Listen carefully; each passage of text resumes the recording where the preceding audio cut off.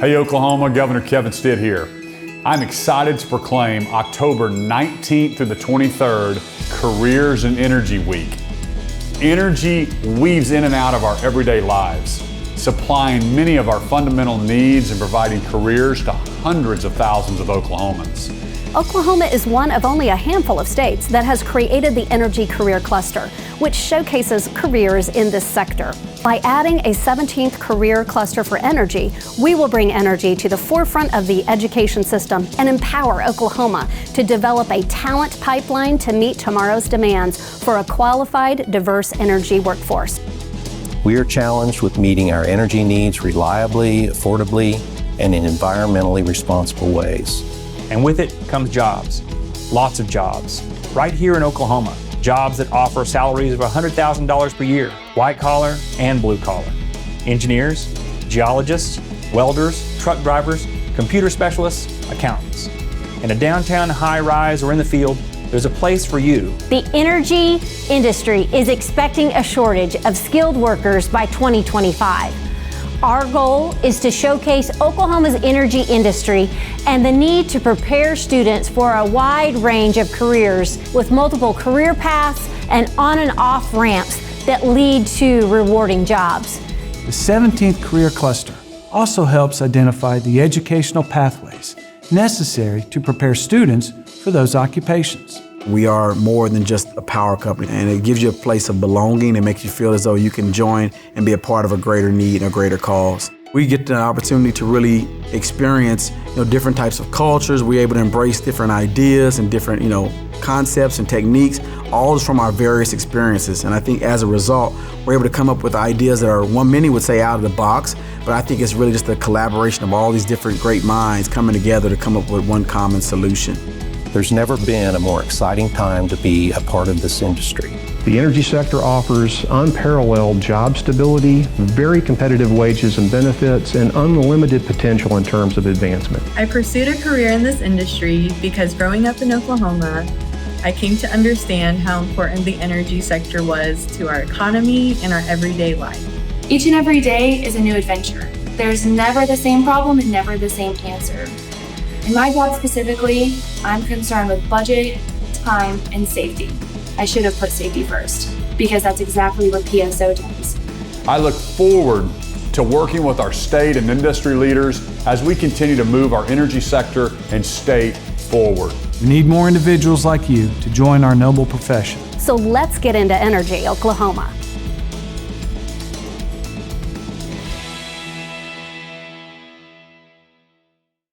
Oklahoma is one of few states that has a focus on the energy cluster.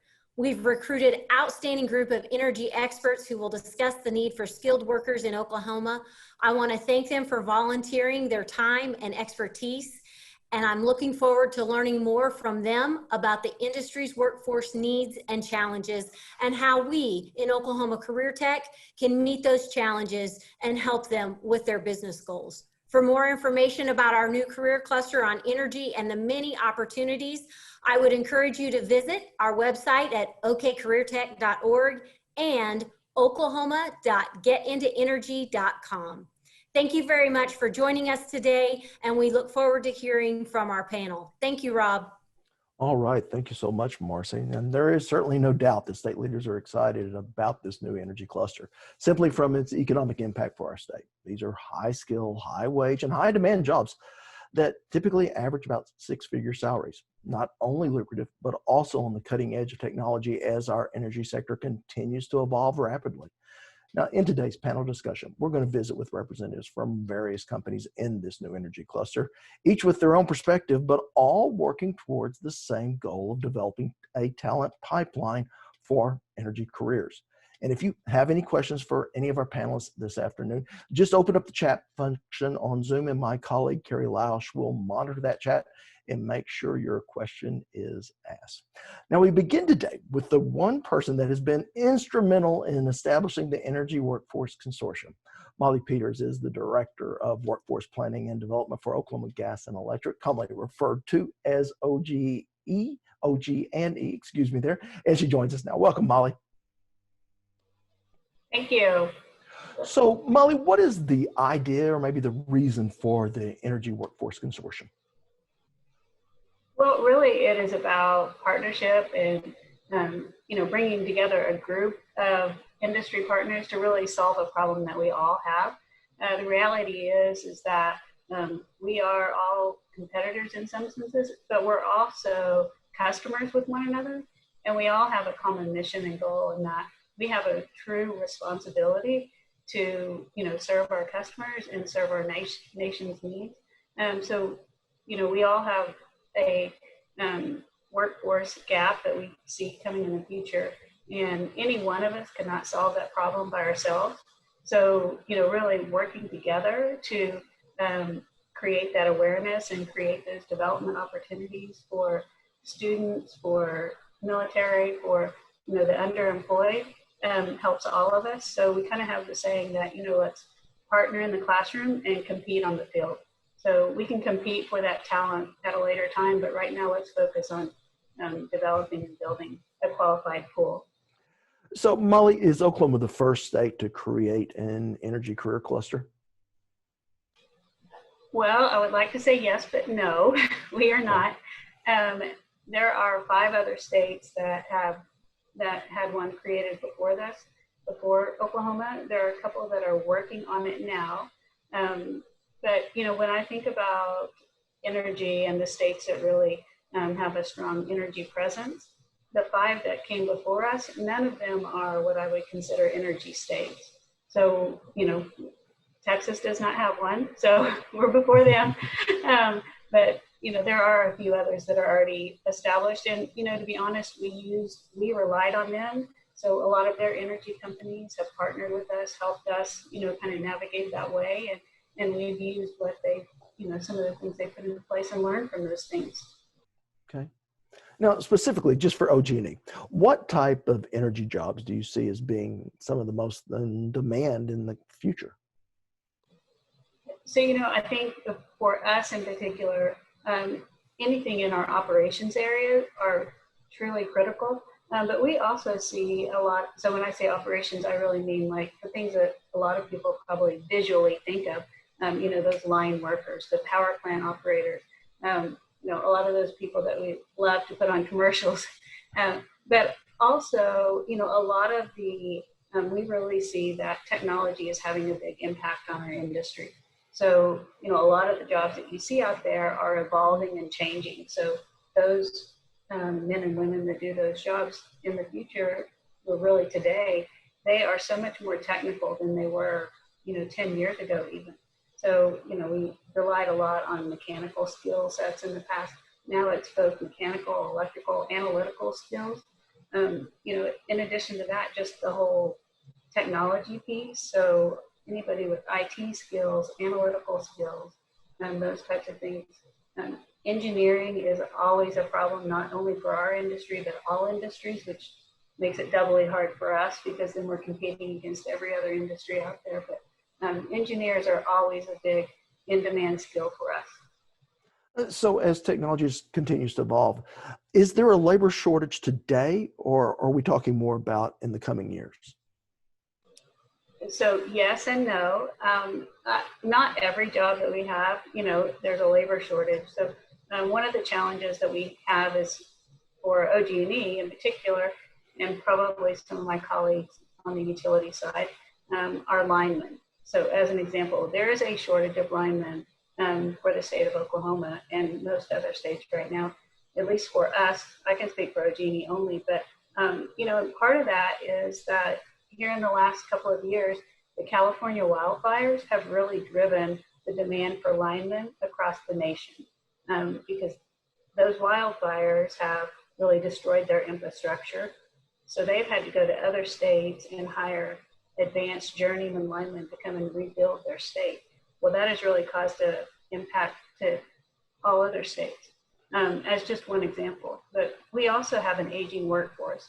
We've put a lot of things into place from a workforce planning perspective to try to mitigate those, but we still, we expect that trend to continue for several more years, and that will impact our skill sets and the workforce that we have. So, in some key critical jobs, we have a shortage now, but we expect in a lot of areas we'll have a shortage in the future, not only because of the aging workforce, but technology. And it probably goes without saying, but go ahead. You said critical. What makes these jobs critical, and why is this, what we're doing, so important to all of Oklahoma? Well, so just like this Zoom call, we all have become reliant on energy. We could not do what we do today, without electricity. For us, for OG&E, it's electricity. But so if you've ever experienced a storm in Oklahoma and you had no electricity, you had no heating or cooling, that if the gas stations were down, we've become reliant on energy in the United States and really around the world. So energy is critical for all of us from a basic needs, but also for all the luxuries that we have.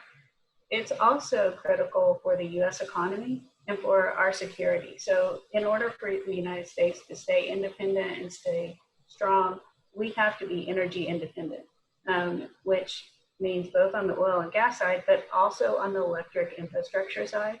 So it's critical that all of the utilities maintain a strong infrastructure, a strong grid, and that, we don't create vulnerabilities for the U.S. through those systems.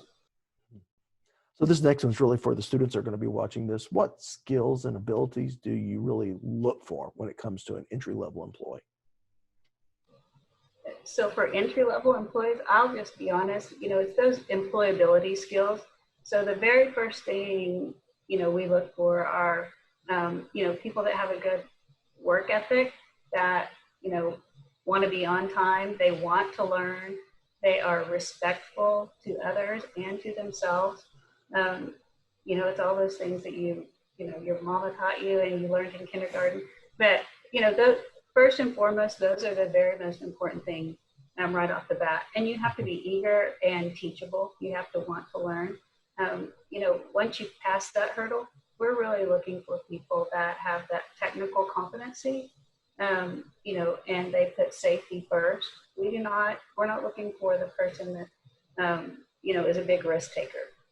It's actually just the opposite. We want you to understand what you're getting into, understand the risk, and really, follow processes, be very rigorous in that fact that we are a very process-oriented industry. We put safety above and beyond first in everything we do. And in order to do that, you have to be fully engaged and follow the processes all the time. The final question, Molly, is one that I'm going to ask to all our panelists, but what are some of the things that you personally like most about working in the energy industry? Well, I will say that, for me personally, and we hear this from all of our members. So I've been with OG&E 24 years. The compensation, the pay is great. The benefits are great. I really enjoy the fact that the values of this company are the same as mine. So I'm very proud to work here. When I see those orange trucks on the road, that makes me very proud. But, I think first and foremost, we all work so that we can take care of our families, that we can, we work to play, not play to work. So, the pay and the benefits are great, and the stability that comes with that. Mm-hmm. Well, thank you so much, Molly, and really thank you for everything you've done to make this energy cluster a reality. Appreciate you. Well, thank you, and I definitely appreciate everybody's help, and CareerTech and all the industry partners have definitely been a huge help, as well as education. Thank you all. You're very welcome from all of us. Now, our next panelists come from the organization that supplies power to municipalities around the state. David Osborne is the general manager of the Oklahoma Municipal Power Authority, and Andrea Simmons is the administrator of human resources for the OMPA. Welcome, Andrea and David. Hello, and thank you. All right. Well, while many of us may get our power from OMPA, not everyone knows just how extensive and broad OMPA's reach is. David, can you briefly describe the Power Authority's main mission? Sure, happy to. And also just want to thank the invitation to talk to the panel and the participants today. They always find this very exciting. Oklahoma Municipal Power Authority, or OMPA, is sort of a unique organization in that we're sort of this quasi-state municipal organization. And a lot of people may not be aware that, there are, I think, close to 62 municipal cities, municipalities around the state that own and operate their own electric distribution systems. And for years then, they had the challenge of how they get the power. Do they generate themselves? Do they buy it? And in the early 1980s, they realized the benefit of pooling their resources. And so they went to the state legislature and asked to create the OMPA that allows them to pool their resources for power supply. So we were established in the early 1980s. We are really like I said, we're a state agency, but we're owned and governed by municipalities.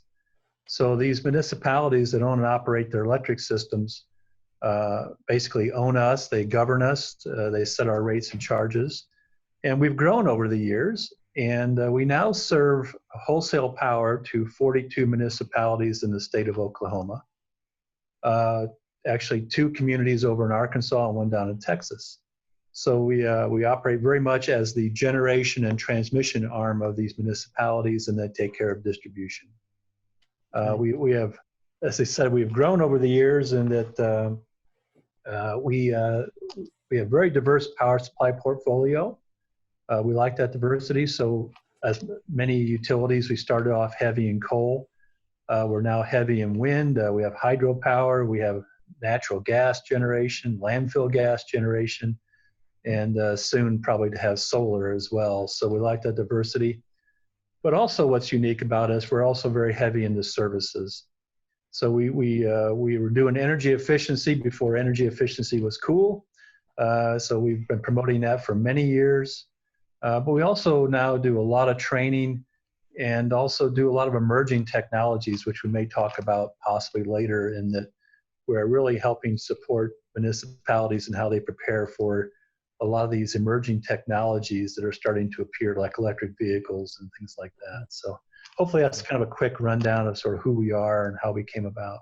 All right, thank you, David. So Andrea, by most all forecasts, a shortage of skilled workers is expected by about 2025. Now, in your opinion, what's driving this, and do we have a labor shortage even today?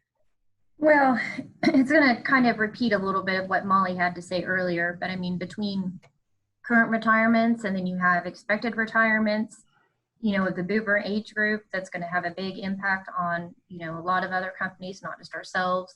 Then you have that coupled with the tech boom of the 80s, and then you have fewer high school grads interested even in the trades and energy jobs.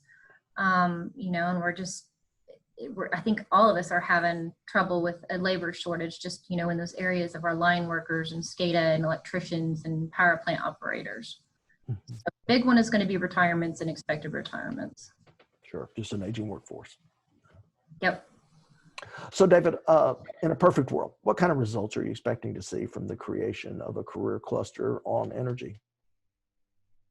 Well, I think when you look at what I think we look for is, we really like what the cluster can do for raising awareness among young adults getting into the career, getting out of whether high school or trades or even college, that there are some very great jobs out here. I mean, these are great careers. And I'll really echo what Molly said. I mean, there's just a lot of opportunity in the power industry, and the power industry is changing dramatically. And Andrea touched on one of the things driving the shortage is, the tech boom of the 80s.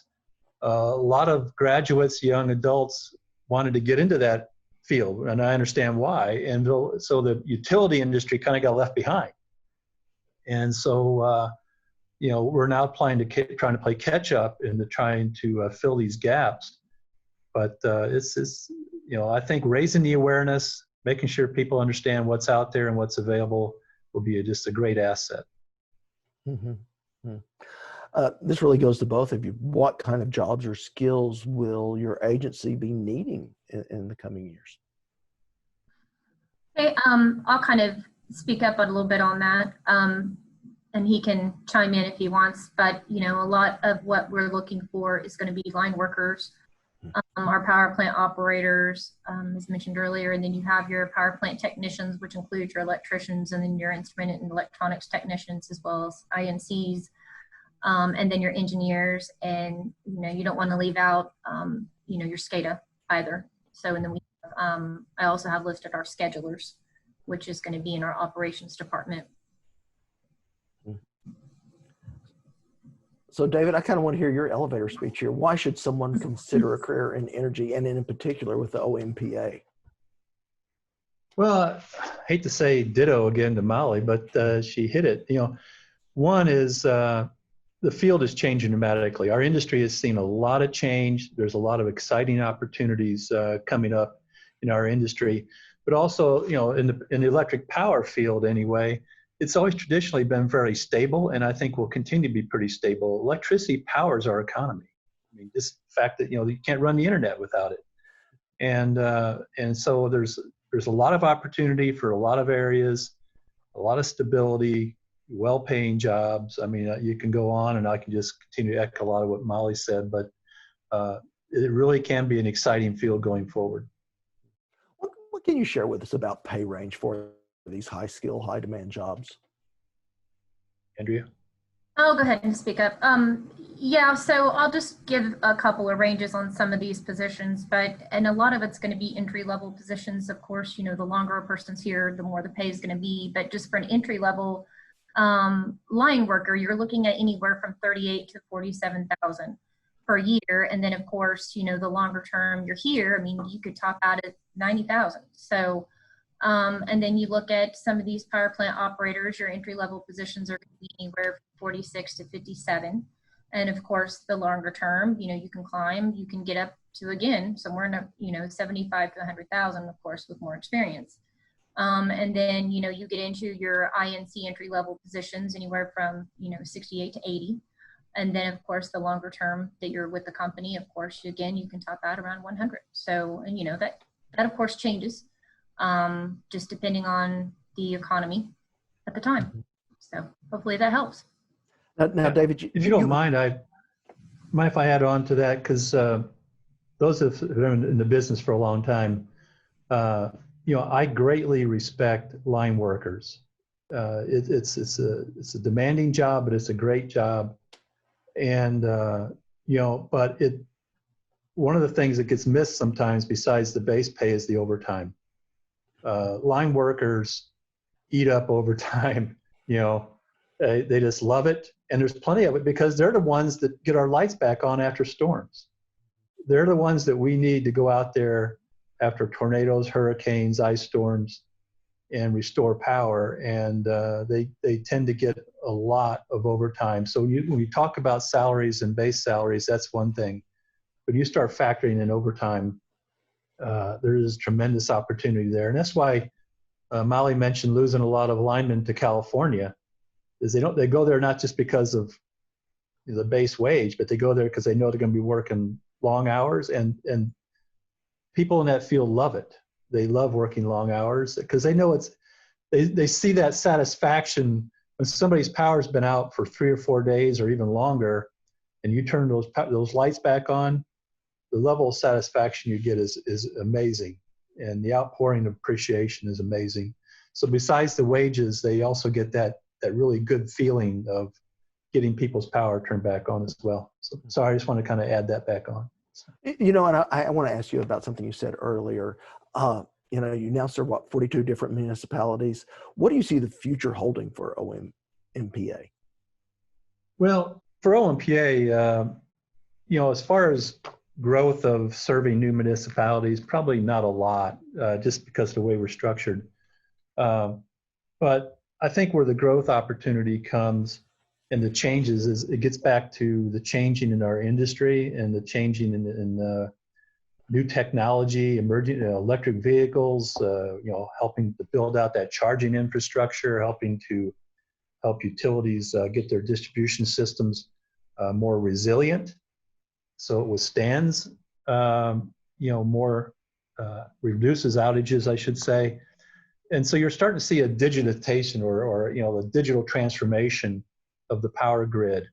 And that's why we're looking for more than just line workers. We need line workers, but we also need those technicians, engineers, other folks that can help with how technology is getting out onto the system. So the growth is coming a lot in how new technologies get integrated with the transmission grid, distribution grids, and even to the home.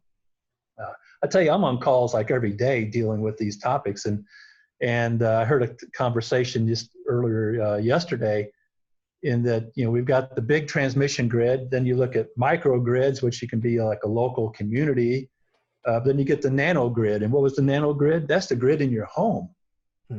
That's getting transformed with smart technology in the home, that all this gets communicated all the way through up the system. And so I think that's where the growth is not so much in kilowatt hours or things like that, but how the grid gets used and the demand on what we need in a new changing workforce to support that.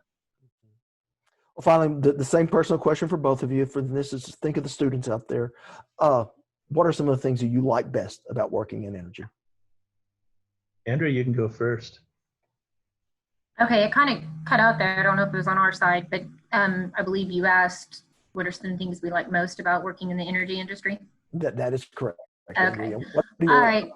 I'm going to be a little cheesy on this, and I'm going to say that, before I ever came to work for OMPA, one of the things is you never wonder what goes on behind the light, the light switch.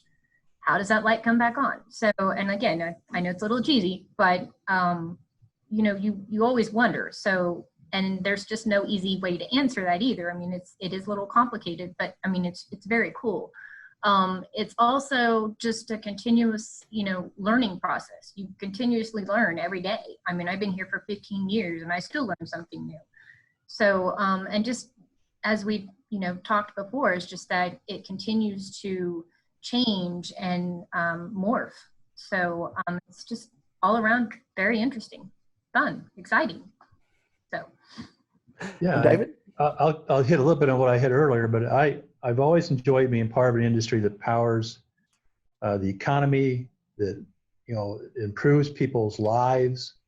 Electricity has done so much for the quality of life in this country and other countries, and to be a part of that. But now that it's just so dynamic, so many things are changing. Every day is different, and it's been a great career for me, and I'm very pleased that I went into it, and encourage everybody to get into it. All right, David, Andrea, thanks so much for taking part in today's panel and sharing your perspectives representing Oklahoma's Municipal Power Authority. Thanks so much. Thank you. Well, our next panelists are also a 2-for-1 deal. Stacy Howarth is Director of Member Services for the Oklahoma Association of Electric Cooperatives, and Derek Janaway is the Director of Safety and Loss Control, and both bring us their own perspectives. So, Stacy, Derek, I know probably anyone that lives outside the city lights is quite familiar with the OAEC, but for us city slickers, tell us about the Oklahoma Association of Electric Cooperatives. Sure. Well, first of all, thanks for having us today. We're very excited to join the panel and share a little bit about the rural electric cooperatives across the state. So Derek and I both work here at OAEC, which is the Oklahoma Association of Electric Cooperatives. And we are what we call the statewide. That's what we call this office for short. And our members of our statewide association are the electric cooperatives across the state. So collectively, the electric co-ops across the state serve in Oklahoma and a little bit of territories and surrounding states, nearly 650,000 lives. So that, and again, collectively, they also maintain nearly 123,000 miles of line. So, you may think rural areas, you may think smaller operations, but collectively across the state, it's a pretty big operation.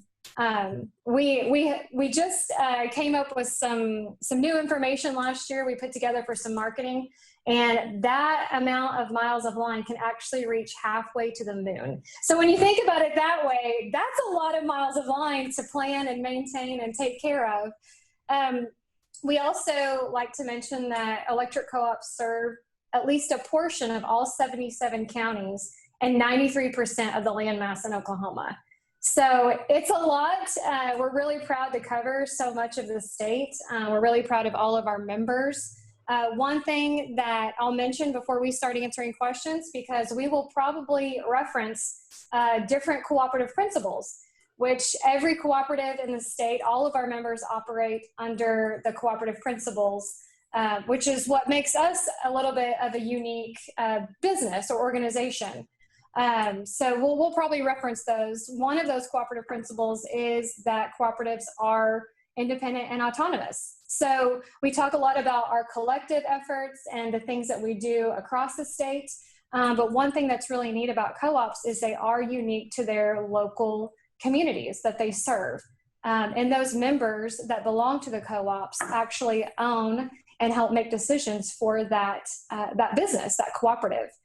So that's just something that makes us a little bit unique as far as our business model, something that we're really proud of. But at the end of the day, we join our fellow colleagues here, and we just want to make sure that everybody has power. And in those instances where Mother Nature works against us, that we all get them on as quickly and as safely as possible. So Derek will be able to answer a little bit more of the technical questions and some of the operations sides of things. But we'll try to answer any questions you have today. Thank you, guys. Thank you, guys. Well, Derek, here's one for you for the co-ops. Are there certain results that you're expecting to see from this energy cluster? I mean, what would you like to have happen? What will help your business go forward? I think this energy cluster is a great idea.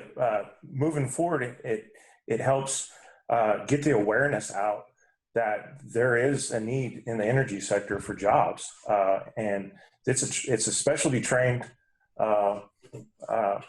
utility that we need trained professionals, and I think this energy cluster will help raise that awareness to students. Yeah. Now going halfway to the moon with your lines, are there any specific skills you need in addition to all the line workers? So we have some numbers they're not fresh numbers, so they may have even gone up since these numbers were put together. But over the past about 10 years, we have collectively in Oklahoma, we've hired over 1,500 employees, and we have projections over the next 10 years or so for another 700 to 800 people being eligible to retire. So there is a huge need for our skilled workers, but it's really across the board. We hold retirement planning seminars usually in a normal year, we have them in person. We tried it virtually for the first time this year, and it worked out okay. But we love to have those retirement planning sessions for our employees across the state, because we hear so many stories about how awesome it is to work at a co-op. The last one we had in person, which would have been in fall of 2019, one of the gentlemen that attended had worked for the co-op for 42 years. And collectively in the room, I think we had about 50 people in the room. We had more than 1,000 years of experience, and that wasn't everybody. So we're seeing a lot of movement happening, both in our retirements, and the flip side of that is we also hold some new employee trainings, and those are so full. We've had to cut off registrations for those. So it's so fun to see, folks that are ending their career and they share what they've enjoyed so much, but then also seeing all of these fresh faces that are coming in. And it's not just one area, it's across the board. For us in the smaller communities, it's a lot of our operations are pretty small. So if you lose your one HR person, it's a big need. It may just be one person, but it's a huge seat to fill in our smaller offices. Mm-hmm. You must be doing something right if you have that type of longevity. So Derek, why would someone want a career with the co-ops from a technical standpoint? Well, it's a very stable job. I mean, that's one thing about utility businesses is it's an extremely stable job. Work ethic, strong work ethic. People with strong work ethic seem to gravitate towards the utility business. something that David said earlier, the long hours, the overtime, that is something that line workers just crave. Hurricanes, one of our principles is help amongst other co-ops. And that's one thing that we do. We've been all over the southeast United States, helping out on hurricanes. We've gone to Louisiana, Georgia, Florida, just to help out. That's something that line workers crave, that strong work ethic. Yeah. I've actually encountered one of your convoy of trucks going there, and it's pretty impressive. It's definitely impressive. And now, the way we produce and deliver and consume energy is certainly changing. It's something that everyone that's talked today so far has hit on. Is there any certain trends that you think are really going to affect the industry? I think technology, the advancement in technology. I know Andrea hit on it a little bit with SCADA. The advancement in technology, there's going to be a different line worker in the future. It's not just going to be the nuts and bolts. There's going to be the computer background, the IT background. It's going to evolve line workers. Mm-hmm. So I guess this is probably more of an HR question. What can you share with us about pay range? An entry-level pay range for most co-ops is anywhere from $30,000 to $40,000, and very similar probably across the board for all utilities. As they progress, it can be upwards of six figures. Okay. So this is the old elevator speech for both of you. Give it to me. What are some of the things that both of you personally like best about working with the OAEC?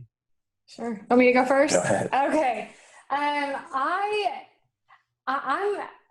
would have never guessed that I would work at a utility. Until you end up in the position that you're at, sometimes you just didn't see that path coming. But the longer I'm here, the more that I learn, the more that the service aspect just continues to develop. We truly exist because of the members, and especially the members at the end of the line. Every single day when we come to work, no matter what we're doing, as others have alluded to, the energy industry in general, as well as utilities, it can be different every single day. You just never know what technology is going to be developed or what people are going to gravitate toward. Plus the need for our industry every single day. I love the fact that it changes, but like I said, at the end of the day, we do everything. Every decision that we make is for our members.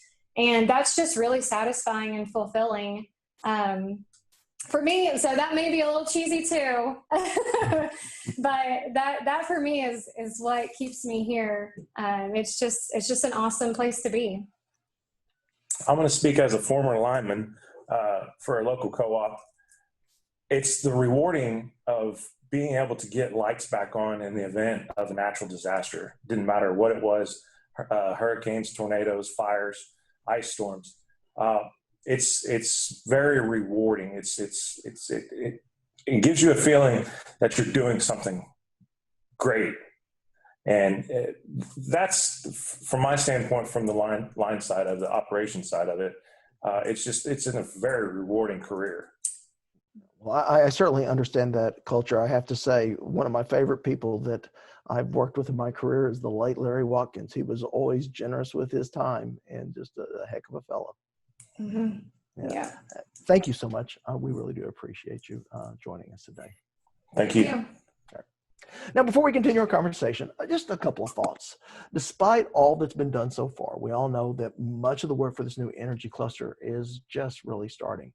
And I was reminded that last week, exactly why we're doing what we're doing. I was in Wayne, Oklahoma, where I met a junior in high school by the name of Madison Gustavic. Now, she's enrolled in the pre-engineering program at Mid-America Technology Center. And in visiting with her, she sheepishly admitted that she was making her first B in a class ever. And the funny thing about it, she was actually happy about it because up until coming to the tech center, she had not been challenged by her classes at all. But there at Mid-America Technology Center, she is in fact doing a full year of trigonometry in half a semester. And her goal, well, it's to work in the solar industry. Now, that afternoon, I headed up I-35 and visited with some people in the Advanced Manufacturing Program at Francis Tuttle Technology Center in Oklahoma City, where I met another student, a full decade older than Madison, but just as excited about her career prospects in automation and in the energy industry. Now, right before I got there, she had just finished a Simmons certification, something her instructor told me is pretty much the golden ticket for a good job. Now, her name is Toni Lockery, and she too sees herself working in the energy field, and I want to show you just a really quick video from her.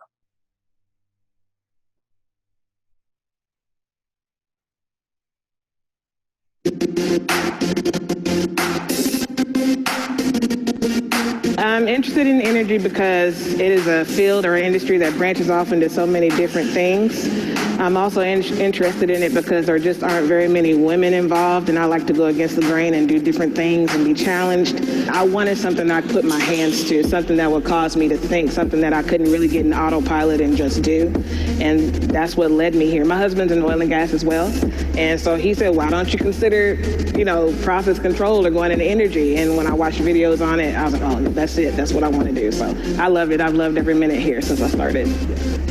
Going into CareerTech gives you the chance to do something different, to make lots of money doing it. And I think that there are so many areas in America where people just need skilled workers.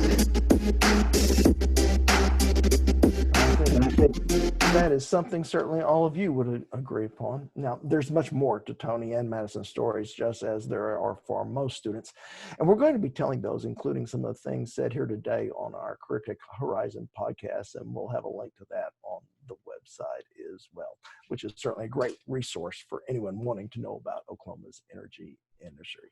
Well, now that I've got that shameless plug out of the way, I want to welcome Christopher Williams as our next panelist. Now, Christopher is a talent acquisition sourcing specialist for American Electric Power. Welcome, Christopher.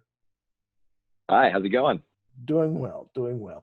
Well, it sounds like a well-trained workforce is a top priority for AEP. There's a lot of letters with you guys. I just have to say that. AEP. What job or job family has been the most affected by the current skill gaps that we talk about? Yeah, thanks for the question. And you're right. We have a lot of acronyms in the utility industry. It's fun to keep up. But yeah, so I'm here today representing PSO, so another acronym for you, Public Service Company of Oklahoma, who I represent. And just like all the other panelists today, we're definitely going to have a continual need for line workers into the future. I like to call the men and women who serve as line workers the lifeblood of the industry. There are essential workers of the industry, our frontline workers. They help keep the lights on every day, but it takes a lot more than a line worker to get the job done. So we're also looking for plenty of opportunities in the field, such as station, PNC electricians on the transmission side, just to name a few. And our Tulsa office has a lot of engineers that support every one of our business units. So for us, whether you have skills in engineering, the technical trades, finance, customer service, or even something that doesn't fit neatly under a label, we more than likely have a spot for you. Okay. So from PSO's perspective, why do you think the skill gap has occurred? Yeah, I think that's the $1 million question today, right? Why we're all convened. I definitely think, there is a limited pool of experienced talent, in the state. In my role specifically, it's difficult to find that talent that has the history of knowledge or skills that some of the roles that we need require. But that's, one of the reasons why, we're so motivated to work with our, education partners like OSU IT and Cherokee Nation, to develop apprenticeship programs to kind of build that pipeline of talent for the future. And, as far as what's driving that skilled labor gap, personally, I see from my perspective as a recruiter, I look at the data and I see two things. Some of the things that we've already talked about. Number one, there's a current workforce that is retiring very soon, right, over the next few years from 2020 to 25. What that looks like for us is more or less an average of 2% of our employees are leaving. So that's the first part. But one thing that we haven't touched on is the flip side, is the growth aspect of that. Business is growing. We're adding more positions to, help meet the needs of new projects that we have going on, and to better service our customers. So when you combine both of those things, on top of having a limited talent pool of experienced workers, you can kind of see, where the challenge lies. Mm-hmm. Now, you mentioned OSU IT and the Cherokee Nation, and specifically, I work with CareerTech. I'm an employee of CareerTech. What about that partnership there in the career cluster and energy that's being organized? What are you most excited to see? Yeah, I'm excited to continue to build those partnerships for their education partners. The majority of, for specifically line workers, typically start their careers after a 16-week certification program, or a 2-year apprenticeship program, or a 2-year associate's degree level program. And so a lot of our workers, or our workforce, are coming through our education partners. But, I'm also excited to see, what the career cluster is, or the creation of the career cluster is bringing to the table as well. I think it's going to be great for the utility industry. I believe that the creation of the cluster will put an emphasis on opportunity and growth, and have folks look at, the utility industry a little bit differently than what they've had before. And maybe that'll, garner some interest from individuals that, maybe never given it a thought before. Mm-hmm. So if you can imagine yourself right now standing up in front of an 8th grade class, what would you tell them about what not only you like about the job, but what they're going to like about the job? That's a great question. When I've definitely helped out and talked with some of our youth, and, what I would tell individuals, youth, or anywhere across the board, why would you consider a career in energy? I think it comes down really to sum it up, one word: community, right? I think it's all about a community of innovation, a community of growth, a community of partnership, a community of boundless opportunity. That's what a career in energy brings you. And it's kind of silly. I was looking up the definition of energy, in kind of preparation for our talk today, and I thought it was kind of interesting. One definition of energy is power derived by the utilization of resources. And I believe there is power in community. I think what we're doing to drive the energy industry forward is utilizing our community, utilizing our resources. And I've seen it, in my 2 years within the industry. I've seen it in individuals like PSO's president and COO, who devotes countless hours to talking to middle school students, as you mentioned, in the area, about the importance of continuing their education and underscoring the importance of STEM fields. I see it in our company personally, Public Service Company of Oklahoma, who provides STEM grants to FFA chapters, gives grants to robotics teams in our service districts. I've seen our company contribute to foundations of all of our public school districts to Teach for America, City Year, Junior Achievement BizTown, all programs located in the area in Tulsa. And, finally, I see it here. We mentioned it already, right? I see it with the creation of this cluster, the gathering of all these fantastic companies in the energy industry that really represent, Oklahoma well. Everyone on this panel is a part of our community. And, that's, when you see all this power, of us coming together, as Molly mentioned in the very beginning, why wouldn't you want to join this great industry? Certainly, but also, and I just go back to the young lady I showed you the video of, her one single thing was trying to find a job or being qualified for a job that she could support her family with. So what type of pay range are we talking about, entry level PSO? Yeah, I think a lot of people will be surprised, with some of the opportunities to make good money in the utility industry. I'll point you to the last time Oklahoma Works did a MSA briefing. It was about 3 years ago for the Tulsa area, and it was really interesting. It was a really cool stat. So it just puts it all into perspective for you of like a pay range and supporting your family. The utility sector reported higher average earnings than any other sector in the MSA at $150,264, which is 20.54% above the statewide average for the same sector of $127,148. That's a lot of dough, right? To support your families, to have a fantastic career.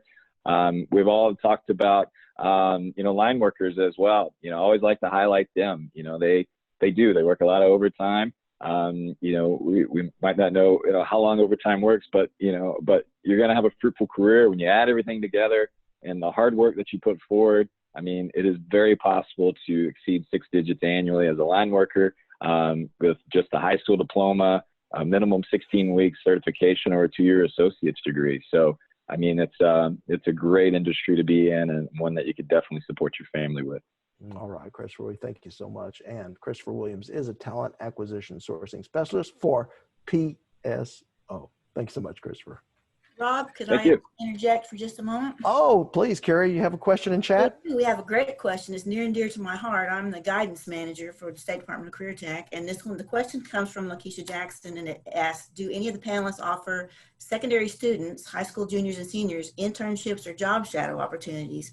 So I thought we might let Christopher respond, and then maybe the others can listen to the question, and we'll have time at the end for them to come back and talk about any kind of opportunities they're offering. We're looking at ICAP, which is state mandate for all students to have an individual career and academic plan. And so this question is very relevant for what schools and counselors are looking for right now.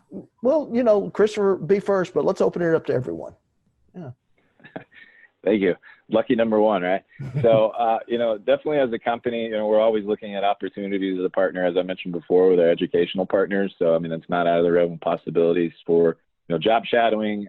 You could always, count on, us to, whatever that might look like, either a presentation or, an engineer, a day in the life of an engineer presentation, anything of that realm is a possibility for, us to come out partner, at any level. As far as internships, we definitely, we offer internships in a lot of our different opportunities.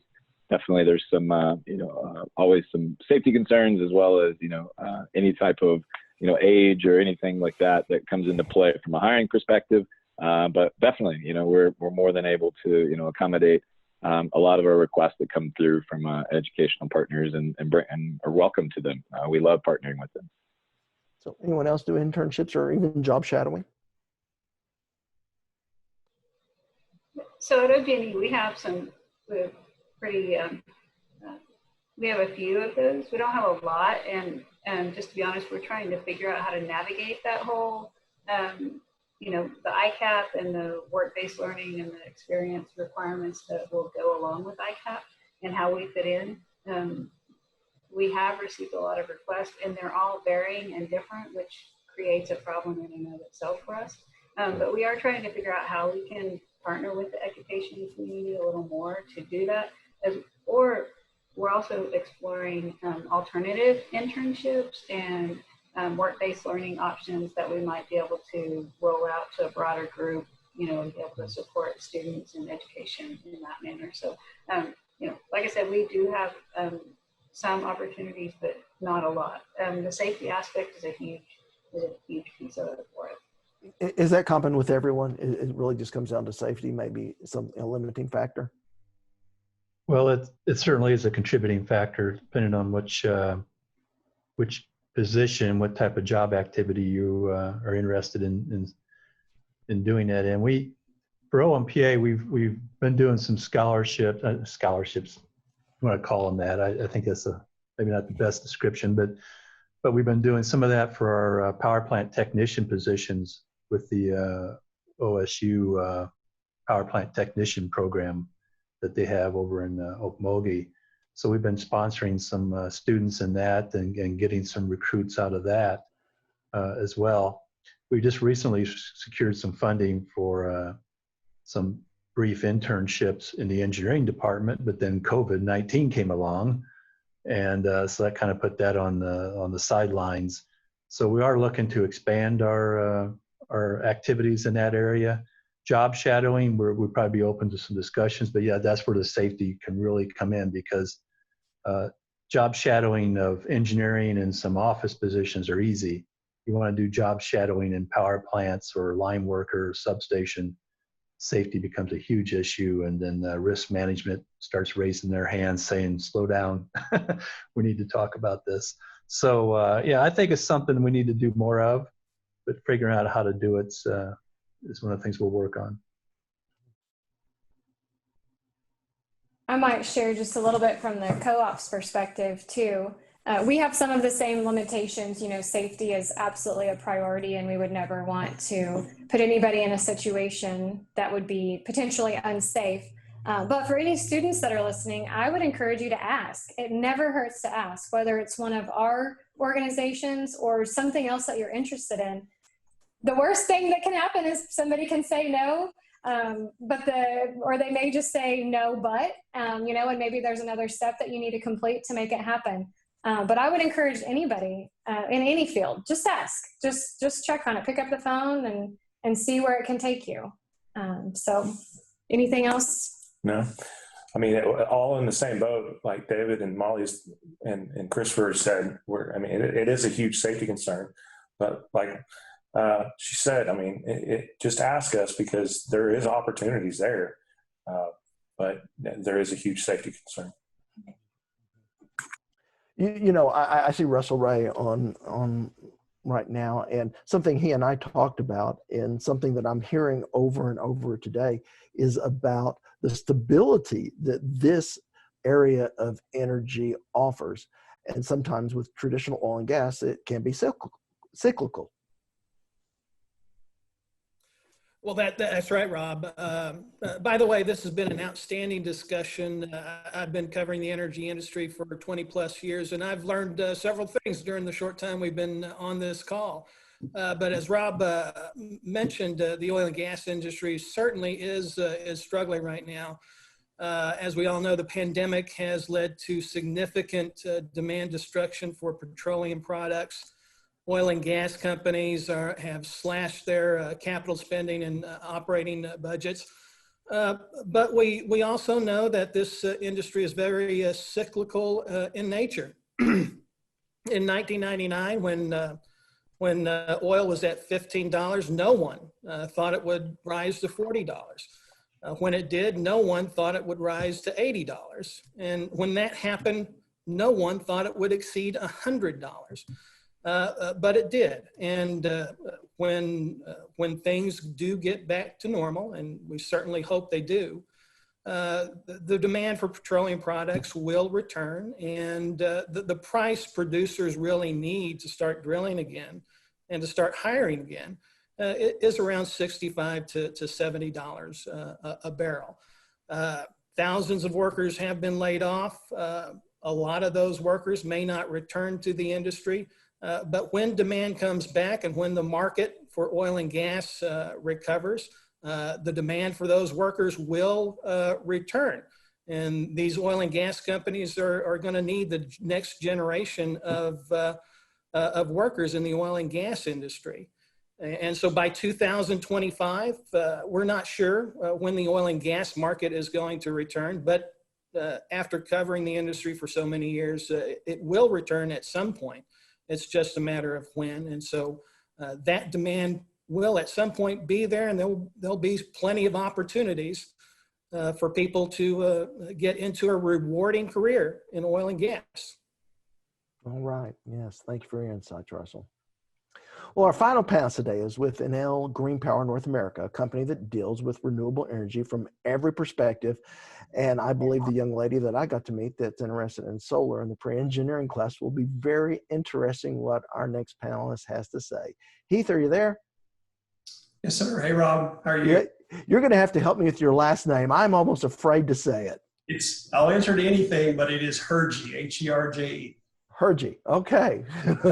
So Heath, what is on the horizon for solar, wind, and storage development here in Oklahoma? Yeah, so the future is very bright. I started the industry in 2008 and developed many of the projects that are here today. Never did I dream that, Oklahoma would be a leading state as we are, number 2, number 3, depending on what day it is. In the country and in capacity. We always follow Texas in that regard.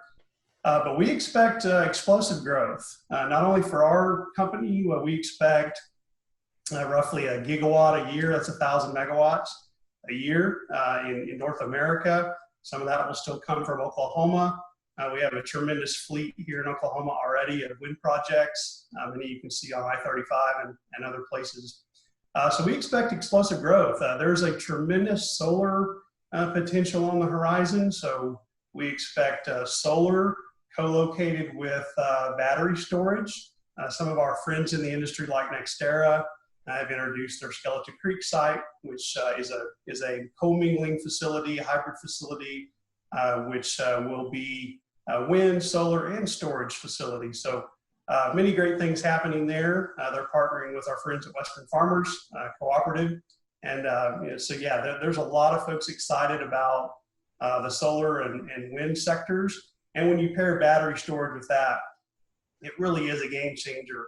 We're seeing battery storage prices just free fall from what they were years ago. And obviously we've already seen that with wind and solar, but we're seeing that with storage as well. And so when that occurs, we start to see the intermittency issues almost go away with renewables. So it's a really bright future. We're really excited about it. Mm-hmm. So it is the battery storage that maybe could make things different in the future than they have been in the past. The real game changer. Absolutely. All right. So what business and individuals in the energy sector are you seeing really just crossing over into sectors like solar and battery storage? Yeah, so we're seeing that in the trend on the land side, on the environmental side, real estate side, folks that traditionally did oil and gas work, for instance, in Texas and Oklahoma. We're seeing those folks starting to drift over and learn about our industry and find work in our industry. And so, many of the folks that have worked with me in recent years actually came from the oil and gas industry, and they're really excited about having a good, stable job opportunity where they can do land acquisition, transmission right-of-way work, or we have a lot of traditionally oil and gas folks that did environmental work, engineering work, are starting to work on onshore and offshore wind, and then of course solar and storage as well. So it's been a great transition for a lot of folks who want to stay in the energy sector, but want to do something a little different. And wind and solar and storage seems to be the ticket.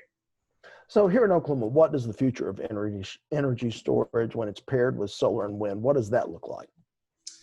So it will be gigawatts of power. If folks could see what I see on the horizon, as we're in the Southwest Power Pool here in Oklahoma, we have gigawatts of solar, wind, and storage that are still in the queue waiting to be built. So we have, just shy of, 10,000 megawatts of wind, tremendous number of solar projects coming down the pike right behind that. And so we expect that given our excellent wind resources, our excellent grid, we have OGSE, AEP, PSO, the co-ops, a lot of our friends on this call today.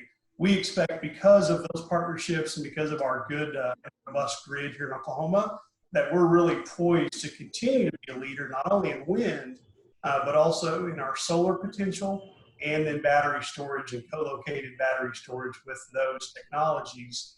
Oklahoma's really at the crossroads, obviously, for a lot of reasons, but I think we're really blessed to have an excellent solar and wind resource, and I think that that's why you're going to see many, many gigawatts installed in the next 10 plus years across the state. Mm-hmm. Mm-hmm. And where does cost figure into making this boom happen? Repeat the question, please. Oh, just how are costs impacting the growth of this new technology, or the lowering costs? Yeah. Yes. So we're seeing costs that have dropped so low for wind and solar. So just on an unsubsidized basis, we're seeing wind at around $28 per megawatt hour, and thin film solar about 32 dollars per megawatt hour. So that's about half the cost of traditional coal unsubsidized. So we're starting to see those costs are impacting what we can produce. And then you're starting to see not only our traditional utility partners and customers that have always bought wind and solar power, like a few that I mentioned earlier, but we're also seeing a lot of our C&I customers, or folks like Google, Amazon, Microsoft, General Motors, Walmart, Home Depot, those folks that see this as an opportunity to sign a PPA at a really good value for their organization and lock that power purchase agreement in place and lock those power prices in for 15, 20 plus years, and so they can set that number for their organization if they're a big consumer, and have them be a little more stable as they go forward in predicting what their utility cost will be. So that's driving that as well. Our low cost of power is attracting a lot of big organizations and big consumers industry-wide from the private sector and, of course, traditional utilities. Just see it as a smarter, better option with no emissions and obviously a better price. And so that ultimately impacts ratepayers. And so when you get a lower utility bill at the end of the month, then we all certainly benefit from that. Mm-hmm. Final question for you, Heath, and it goes to the personal. If you were talking to the student out there, tell me what you like best about working in energy and what they're going to like best about working in energy. Absolutely. So I grew up in Southwest Oklahoma. I'm a native Oklahoman, family farms and ranches there, and I'm starting to see the trend of a lot of young people who are able to stay on the farm or stay on the ranch and be a wind turbine tech, be a tech. And so for me, it gives me a lot of pride to see these rural kids like I used to be, still am, I guess, being able to stay in an industry that's a good paying job. They can raise their family and still work on their family's farm and ranch there in the rural areas of the state. And obviously that job growth in those areas is badly needed, as we know. And so for me, I think that it's really rewarding to see the young people coming out of tech school or college or even high school being able to work in a dependable, stable industry where they can have a job they can retire from, 20, 30 plus years. So that's exciting, certainly for me to see that. And I think lastly, just driving through the state, I've got my 5-year-old in the back, and he points to the wind turbines that I've developed, and he says, "Hey, Daddy, there's a wind turbine. There's your wind turbines out there." That makes me really proud, and I hope that there's rural kids like me coming up through the ranks that can also have that pride someday too in a wind farm or a solar farm that they work on. Yeah, something I'm just struck with from listening to everyone, it sounds like there's a place for almost everyone in the energy industry, no matter their skill or their interests. And I see lots of nodding faces there. Yeah, that's great. Well, thank you, Heath. And also a big thank you to all our panelists today and everyone that's joining us today. Before we go, just a couple of quick final thoughts. The way we produce and deliver and consume energy is evolving rapidly, thanks to the advancement in technology, something we've all agreed upon. Now, old conventional concepts are also being replaced with modern day strategies driven by analytics and big data. Now, for students interested in being part of this great transformation, a career in energy can offer them a lifetime of opportunity. Also, energy offers something for everyone. Just like I said, the industry needs technicians, engineers, line workers, mechanics, managers, oil and gas field operators, just to name a handful. And all of these high skill, high wage, and high demand jobs.